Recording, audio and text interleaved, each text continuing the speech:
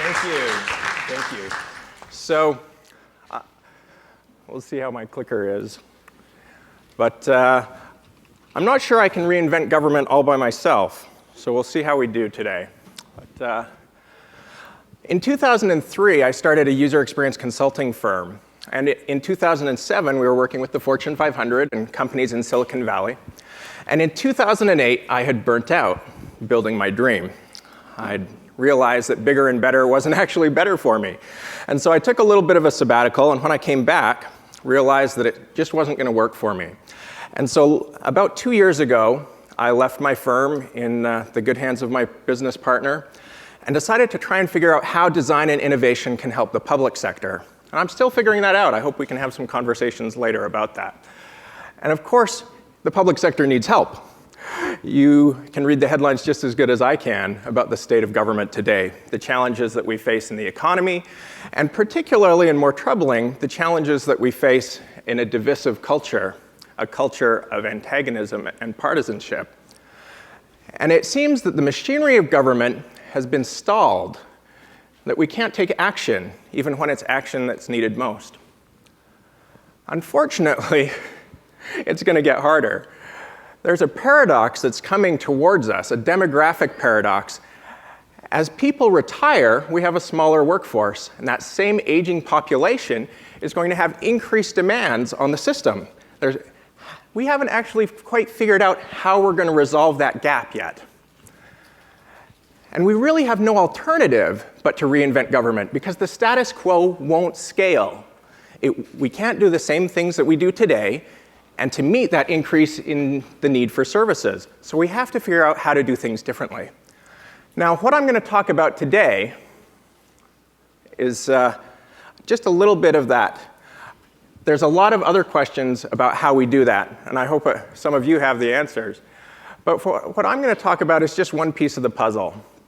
If we look at industry over the last 3 decades, and we look at companies that have focused on the customer experience, like Target and Apple, they've not only transformed themselves as companies, but they've transformed the industries that they operate in. I think that citizen experience can have the same kind of transformative effect in government. And I use that word citizen deliberately, rather than just saying, oh, well, let's use customer experience for government.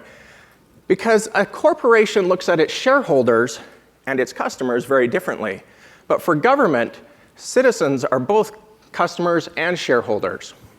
We have responsibilities as citizens that we need to take into account. So when I say citizen experience, what comes to mind? Maybe it's a lot of different things. But some of those things happen more often than others. So politics and voting. We think about that a lot. Certainly with campaign advertising, it's in our face a lot, but that's really just a small part of what's happening. Maybe you think about community involvement. You think about going to your local council and talking, or being involved in the PTA, and that's true too, and it's a good thing. But most of our time is actually spent just accessing government programs and services. Maybe you took the metro here today. Unfortunately, sometimes those services don't work. They break down. And in fact, in government, we've created a whole apparatus just to compensate for failure. And sometimes that failure is so acute that people take to the streets. So all of those things end up being part of our experience as citizens. If you ponder your own experience for a moment, I have a question for you. Where is your I love the DMV t-shirt? It's okay, you can admit it. Put up your hand. I know some of you have closetfuls. But really, we don't have that kind of inspiration in government. That citizen experience isn't inspiring enough. But I think it can be better. Maybe not to the point of t-shirts, but it can be better. So how do we change that? In industry, we have customer experience design. In government, we should be thinking about citizen experience design. So we've talked about citizens and experience. Let's talk about design for a second. We're here at TED. So I know you all know that design is more than what we see on home decorating shows. It's also about form and function, how things look, yes, how things work. But it's also about problem solving and framing. Speaking of the DMV, In Alberta, Canada, where I'm from, we don't have it anymore. There are hundreds of private registry offices that serve the same function, so there's no longer a bottleneck in the system.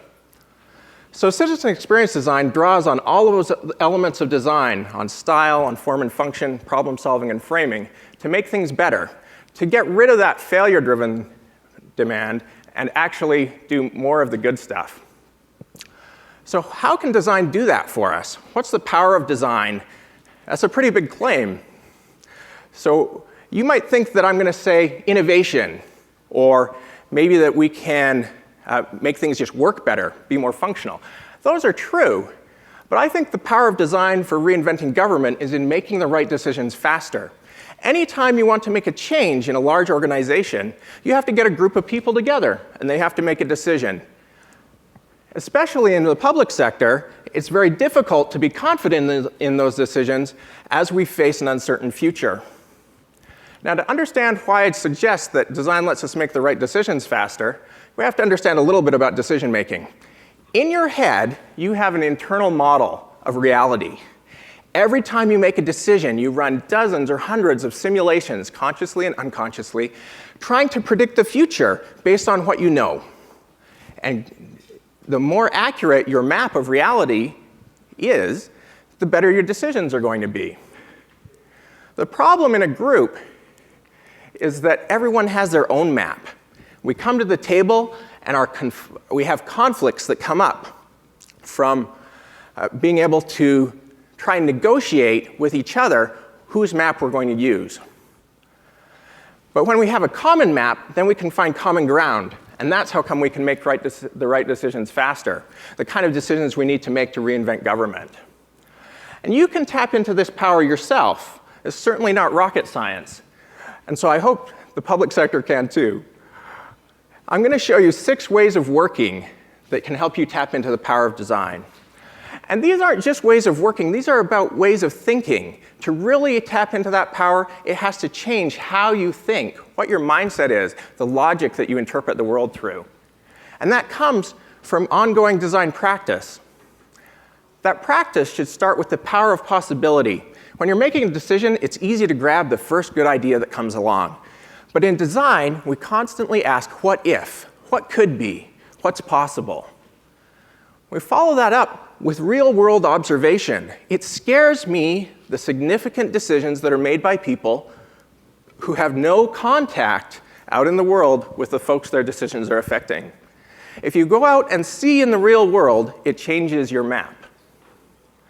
As you go out into the world, you're going to start to see connections and relationships. You're going to start to see systems and not just pieces. You're going to see the whole.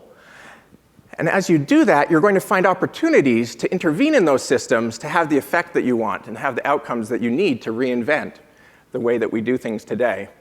To help you with that seeing and understanding systems, we need to use visual thinking and making and prototyping to create a concrete artifact and representation.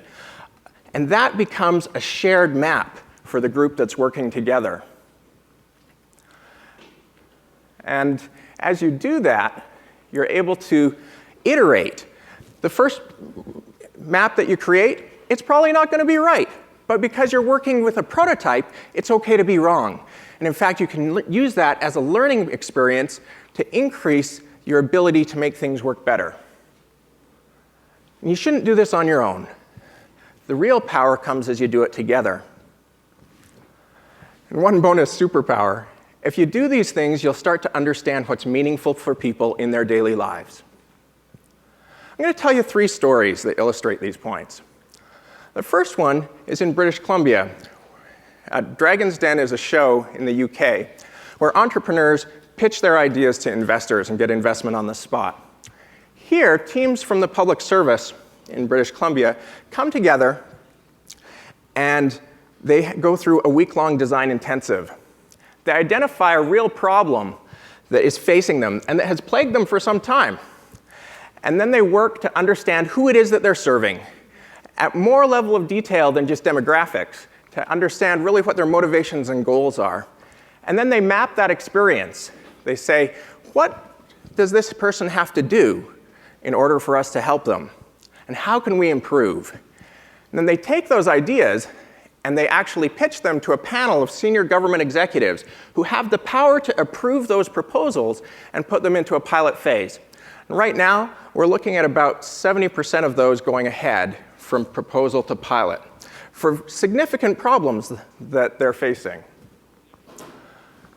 The City of Vancouver is working on their vision for transportation in the city for 2040. And they thought they wanted to do something more than the evening open house. You know the one. Let's set up in the public library, put up some pamphlets, and see who comes. Well, they were finding that it was really only people with a particular interest who were able who would come out to those. And so they wanted to go where people were. They worked with Stanley King, who's a Vancouver artist and designer and has a company called the Co-Design Group. And so they went out into the public spaces, and then working with Stanley's team, artists would actually draw the future that people wanted to see. And so you got to see the future, and it looks like this, or this.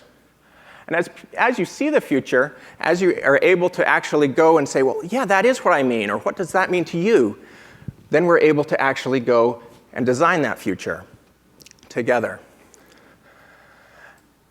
And Don Iveson in the city of Edmonton is an interesting story. Councillor Iveson was looking for re-election last year, and he has some pretty sophisticated ideas about urban planning and transportation in the city. And so he created a movie to explain those ideas and shared that. Of course, the movie was made out of Lego. And so here's Councillor Iveson in his Lego alter ego.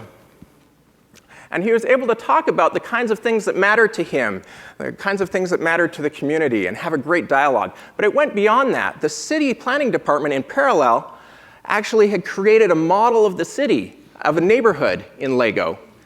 And they set that up at our local Space and Science Center and invited people to come and build their own additions to suggest what else there could be. And those entries were judged, and the winners were actually included in the exhibit so that people were able to actually then come and see at the Space and Science Center for the next several months. And now that model actually sits in City Hall, where it continues to be used to help us have better conversations about the future of the city. I have one last story to tell you. It's the story of citizen experience itself. That idea is powerful. It's a focus. It helps us concentrate our energy. It's a bridge. I really believe it can bring people together. And it's a compass. It can show us the way forward. It can give us direction and guidance when we have difficult decisions to make. And you can help.